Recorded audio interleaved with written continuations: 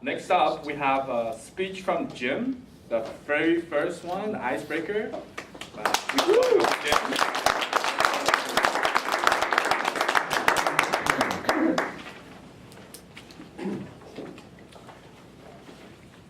Good afternoon, Toastmasters and most honored guests. Today I'm going to talk about my speech number 1. It was a little bit long, so I'll use some brevity. Narrow it down. And I call it My Journey So Far with Intensity. And what I'm talking about today is I'm emphasizing the points in my life where I've had a tendency to fixate on something in order to accomplish something. So when I was first a young lad, my dad didn't feel that I should go to kindergarten. He thought that it was a waste of time, and he said, you can stay at home and learn how to read. So I didn't know I was an intense person at age 5 or 6 because you don't know your own character at that age. So I began learning how to read, and I had a million questions for my dad and my 3 sisters who were older and all knew how to read. So by the time I got to grade 1, I already had a high level of reading. So what happened was the teacher asked the kids, the grade 1 kids, what do we do with Jimmy? And he said, one kid said, let him go to the library. So in grade 1, I went to the library, and normally you had to wait to grade 2. I was the only kid in the school that was allowed to do this. And I learned the Dewey Decimal System. And I was reading Hardy Boy books by grade 2, which were way advanced reading for pretty much for someone that age. And then later on, Simpson Sears came to the school. You're going to know how old I am because it's now just called Sears. And they had picked only 2 people in the school that they wanted to do catalog modeling. And I was one of the people they had picked. It said, at least at that age, that I was photogenic. And my father didn't follow up on it, and I had this resentment thinking that it would lead to acting or other things later in life. But I realized he was a single father raising 4 kids on his own, and he just didn't have the time for that, so I quickly got rid of that idea. So my first intense thing, or obsession if you want to call it, would be at age 7, where I was completely consumed with the art of building model cars, and they had to be perfect. My hands could be covered in paint so that I could have cuts from X-Acto blades, but the model had to be perfect. And I ended up having over 40 models. All of my pocket money went into models, and my friends would drool over them because they might have had 1 or 2 or none. So that was something that I really focused on. And then I became fascinated with cars about a year later, and I took the entire the Fixture Chevrolet series of manuals, and I drew every single part in an entire automobile, every gasket, every bolt, and I had to know what each piece did. So there was a ton of questions from my dad. There were times when he didn't even know what the thing did, so I'd find out somehow. Then next thing that happened was my dad radically changed our lifestyle by moving us onto a communal farm. He was in the Air Force before that. And basically this farm was anyone and everyone had been there, including the comedic duo Cheech and Chong, who we all know, and the originators of the 60s Beans were there as well. So the idea was we take this barn on this farm and convert it into a house and learn all the trades, like plumbing, electrical, insulation, and different things like that. So a disheveled-looking barn from the outside with a 57 Chev and a 220 SL Mercedes parked out front of it looked pretty funny. And I was basically trying to hide the fact from my schoolmates that I lived in a barn. But my dad was really an inventor in his own right, and I got a lot of my intensity from him. And he had stuff like he made a James Bond shaver. It was a transmitter bug, and he made it inside this shaver. And a solar-powered shower, and a home recording studio, different things like that. And he even built a model of the Saturn V rocket to scale.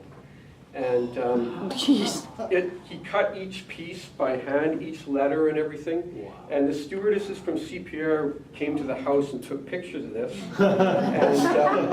And there's us 4 kids, there's me. So, and these newspapers went This is the Vancouver Sun, Thursday, July 24th, 1969. Wow.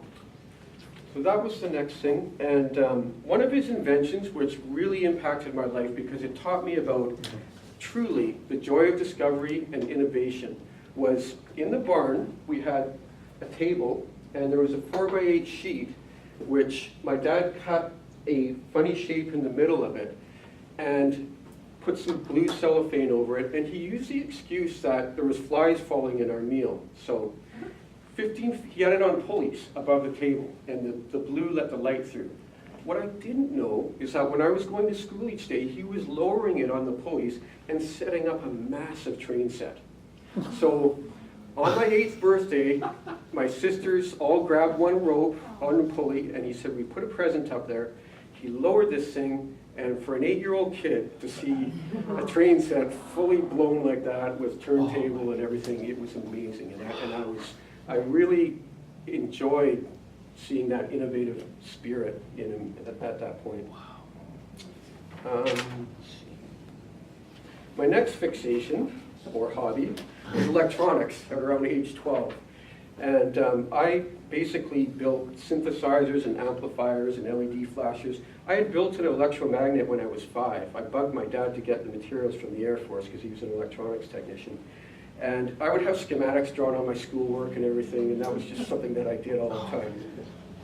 And I built 2 computers at age 15, and what I would do is when I was supposed to be working on my assignments in class, I'd be writing code so that I could run to the computer room at recess and lunch hour and try out these new programs. I wasn't old enough to be in the computer room. You had to be in grade 10 to be in a computer course, but I knew I could sneak in there at recess and lunch.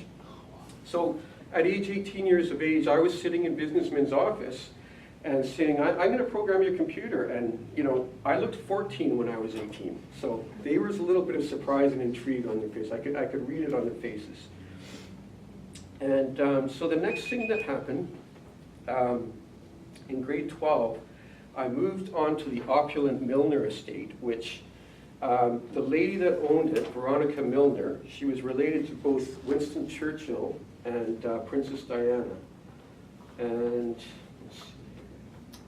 basically, my job was the proverbial pool boy. And I basically lived in the guest house, and my job was the coveted thing of doing the pool and tennis courts. And basically, she was gone for 6 months of the year. And so to Glyn Castle in Ireland, which she owned. So I would come basically, I would be driven to school and back by the servants in an enormous limousine. I was chauffeured, not a limousine, sorry, a white Cadillac. And after school, I would come down to the main house, and there would be goldware and bone china set out, and I could eat. I could drink tea and cookies and sandwiches. I would never eat dinner when I had been to the main house, actually. So that was the next stage, but the next obsession became my arcade, which I took over at 20 years of age. And I was already a complete video game addict. I could play 5 hours on a single quarter, and the only reason that I had to stop was either hunger or fatigue. I still had shifts, but I had to walk away from the game. So basically, I was in gaming heaven, having this arcade with my apartment underneath it. So the next thing that happened was I got a job at 21 with a very eccentric Russian inventor, Russell Bratkowski. He was making an outdoor movie screen that could be watched in high ambient light. And we had Dr. Phil Hawley there from Boeing and NASA, and they would talk about everything from mine to electronics to Mozart. And these people were light years ahead of me, but I was there. He called me his computerologist. He was very eccentric, this guy. And the first job I had, I was so fixated on computer programming that I beat out 70 applicants to get the job. And the second one, there were 45 applicants. And I went at one point to Australia to work for a month, and 5 trips to Arizona during the IT boom on the famous plane known as the Nerdbird. Wow. I did a lot of very complicated programs over the years, including having to teach the computer how to program. It's called 4GL programming. And there were times that I was very fearful that I was going to break these computer systems because it was so complicated. and I was in over my head. So I had a lot of fear that way. So then, in 1995, I met my beautiful wife, Karina, here in Vancouver, and before long, a few years later, we were off to Hawaii to get married. We decided that we would go to Thailand and her home country of the Philippines after this. So basically, the moment I landed in Bangkok, my eyes were wide as can be. I was filming everything in sight. I was in culture shock, but in a good way. And I said to my wife, I said, we're going to do this. We're going to see the world, and we're going to go full out on this, because I was so amazed by it. So this started a journey of 31 countries that we went to on 6 continents, doing in-depth touring, 170 cities. Once again, this was my intensity of the never enough and never good enough surfacing, so I had to do this full out in order to really enjoy it. And my wife didn't mind at all. You know, she enjoyed traveling as well. And I realized really that the American and thus the Canadian dream is not all there is. It really opened my eyes when we did the traveling. So I took a ton of movie footage from all the countries, not knowing that all these thousands and thousands of shots that I had taken could be of use later. And a friend of mine that went to film school said, Jim, you have to make these movies out of this footage. So I would later go on to create full documentaries. I've got 7 movies, some of which are complete, some of which are nearing completion. And it too was very intense and meticulous, because I had footage that was done with no equipment. It was frenetically shot. There was no site planning or anything, and I had to correct each clip one by one. I would wake up at 5 in the morning, work on it till 8:30, go to work at 9 o'clock, put in a full day, come home, switch on the computer as soon as I got in the door, and work till midnight and do the whole thing over again the next day. So I put thousands of hours into these films. So after all of this has been reflected on here, I'm not really a status quo kind of person, and I don't always conform, and in some cases I don't even fit into certain settings. My dream is to change the world in some innovative way. I don't know what yet, but it doesn't have to be to the magnitude of Steve Jobs or Bill Gates. It can, but can be in a small way. And I believe if I can get the right idea and focus with the intensity that I've been ordained with, I can create something, a change in this world. The Rolling Stones song Ruby Tuesday says, "Lose your dreams and you will lose your mind." I will continue to venture on and wait for the day when I can say, I went after a dream and did it.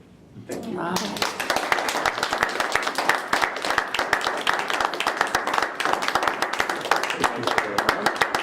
So my job is to evaluate Jim's icebreaker. Jim's topic, or his title of his icebreaker, is My Journey So Far with Intensity. Now this is an icebreaker, and one of the evaluation points of an icebreaker is just to provide general speaking evaluation. It's not looking for any kind of structure in particular, not whether he researched or whether he's trying to prove a point, just on Jim's ability to speak. And in that, we try to look for an intro, body, and conclusion. I will say off the bat, being his first speech, Jim is a natural speaker. This is from my interactions with him at the office here. He is a natural speaker. He's not shy. He's actually quite articulate. The very first positive point I wrote is articulate. Being articulate is a skill that a lot of people need to develop, and being articulate is the ability to say your words clearly, but also deliver meaning to them. And every word that comes out of Jim, it's very clear and has a lot of meaning, so he's very articulate. Jim has a very good command of his hand gestures when he demonstrates or initiates a thought. When he was talking about being able to fix things, he used his hands, and when you watch someone speak and you use your hand gestures properly, it carries the conversation versus someone who's talking but flailing their arms for no apparent reason. It just looks like they're dancing, but it's not Jim. He does use his hands properly. Jim is very good at storytelling. Now, storytelling is another speaking ability that not everyone has naturally. And some people will tell stories and you can't follow the person in their path. Whereas with Jim, when he tells a story, you feel like you're there because he speaks in a very articulate way and he can deliver that story. So some things I'd like Jim to improve on being a speaker. It's Jim with Jim's first speech. Jim had a habit of looking at his notes and standing directly behind the podium, with the small exception of demonstrating his dad's setting up the table for his railway set. He primarily looked at his notes. With a speech like this, given that Jim was doing a recollection of his life, it wasn't necessary to look at his notes because his life was in his mind. Whereas if you're doing a research speech like Sue, it was very relevant to look at your notes because it fit the speech. Whereas with something like this, I challenge anyone doing an icebreaker. If you're telling a story of your life, you don't need to look at notes because your life is in your head. And there's no need to look at your notes. Your notes don't tell you anything that you haven't lived already. Is that my cue?